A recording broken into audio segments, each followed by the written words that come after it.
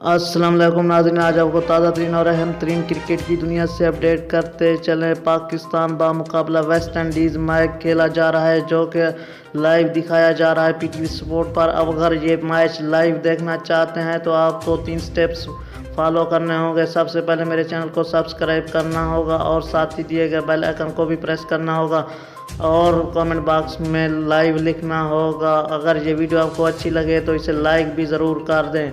जी हाँ नाज़रीन, सबसे पहले डिस्क्रिप्शन में जाकर वहाँ पर मैंने एक लिंक दे दिया, उस लिंक पर क्लिक करने से आपको एक ऐप डाउनलोड करना होगा जिससे आप फ्री फुल HD लाइव मुकाबला बआसानी देख सकेंगे अपने मोबाइल पर।